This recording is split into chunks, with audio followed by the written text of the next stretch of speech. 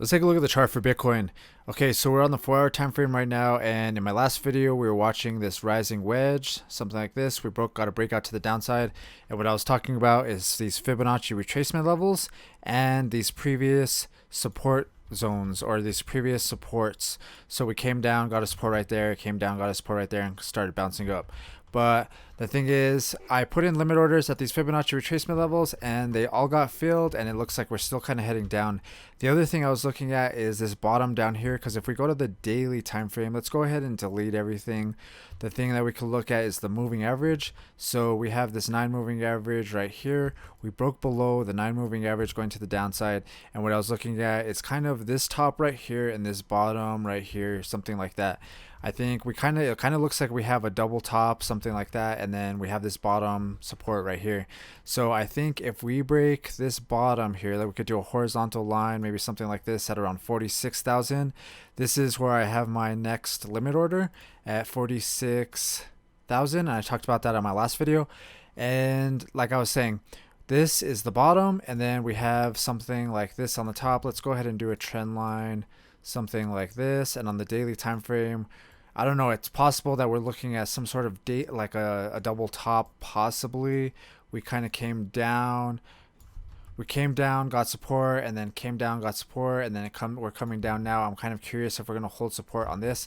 Right here we had a wick down, and what I was thinking though is it kind of looks like an M pattern, something like that. If we break this going to the downside, well, what I'm going to be doing is targeting from the top to the bottom of this little pattern right here, and then dragging that to the breakout, something like this, and I'll be looking at a target of around 41,049. And like I said, I have a limit order set at 41,000 down here. We haven't broke this yet, so I do have my limit order set right here. If we come down and get support on here, the other thing I was thinking is maybe it's a W pattern, because we have a downtrend like this, and then if we come up like this and then come back down, if we get support right here and then come up and we break this level over here, then we could be doing the opposite and targeting from the top to the bottom of the W. Let's say it makes a W, something like this. Target from the top to the bottom of the W, in the middle of the W, drag that to the breakout, and we'd be looking at a target of approximately 56,383. So like I said, the main thing that I'm watching is this top. The main thing I'm watching is this top right here and this bottom right here. 46,000, and the top is around maybe 51,000 approximately. So yeah, like I said, it looks like we're trending down, and it looks like we're coming down to that 46,000. Right now, if we go back and delete everything, it does look like we are on, let's go back to the 4-hour time frame though. It does look like we're holding support on the 78% level of the Fibonacci retracement. So we had a uptrend like this. We broke that uptrend going to the downside. Ever since then, I put up a Fibonacci retracement level. Actually, we broke it right here. But anyways, we have the Fibonacci retracement levels, 38, 50%, 61, and the 78. And it looks like right now we dipped down at 78 and got a bounce back up, but it looks like we're kind of testing that level right here.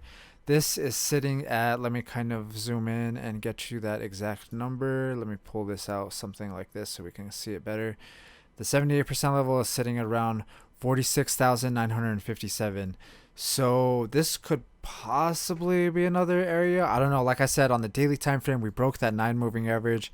Let's go back to that. Let's delete this.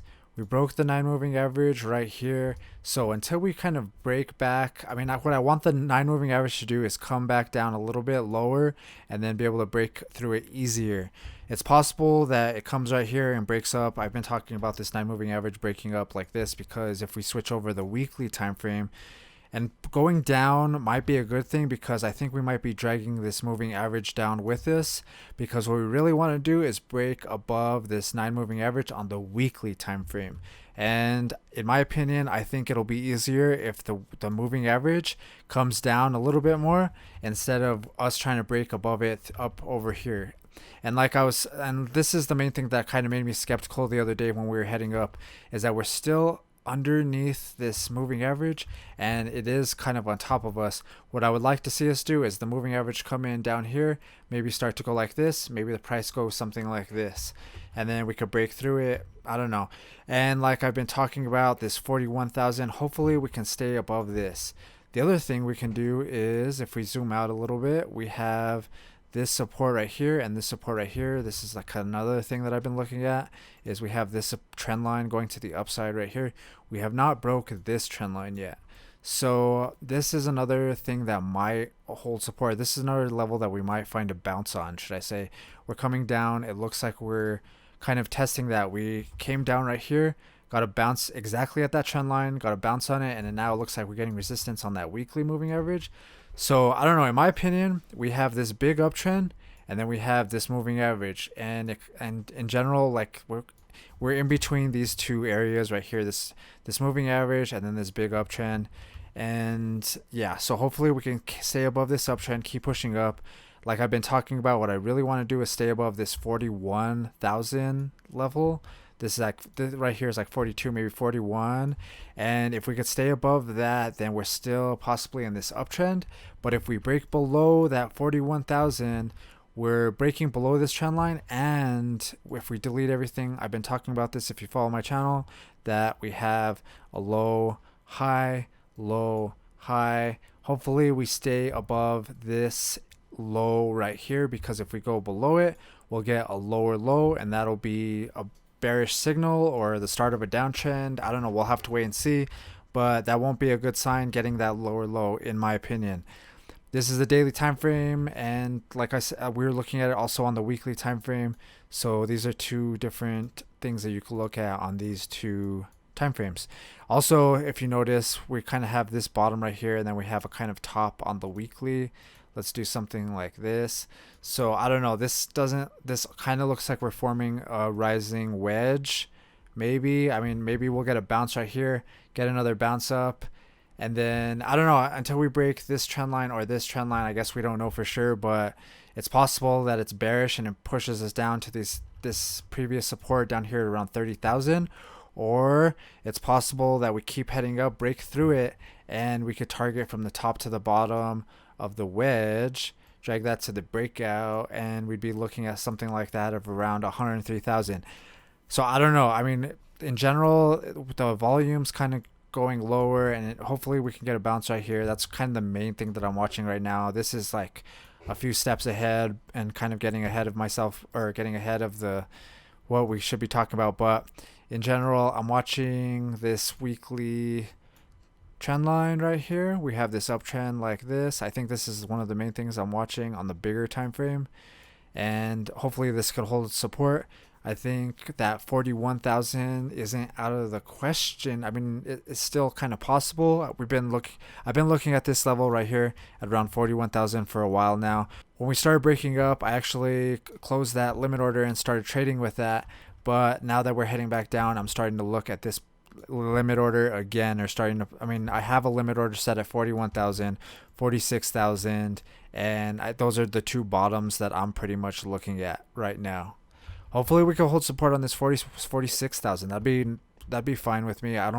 We don't need to go to 41 in general, but this is a thing that I'm looking at. If we go lower than 41 or around lower than 40, then I think we're going to be looking at maybe even 30 or maybe even lower. So I don't know. We'll have to wait until we get there and start doing that. But I don't know. One thing that we could also look at is we have resistance, resistance, and resistance.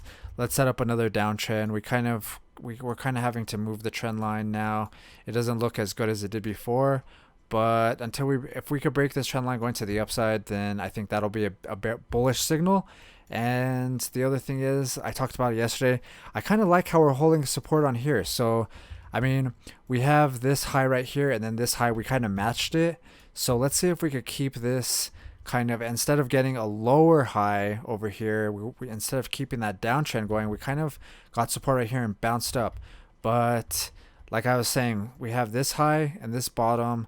Let's see if we break the bottom, then I think we're going to that 41. Hopefully that can hold support. If we could break this top right here, then maybe we'll be breaking out of this trend line and starting to be able to retest these previous resistance levels. I don't know. Let me know what you guys think. If you guys like Bitcoin, hit the thumbs up button. And if you guys are new to trading, check out this playlist right here because it's an intro on reading charts and basically a rundown of how you can follow along with my videos. All right. If you guys liked the video, hit the thumbs up and I'll see you in the next one.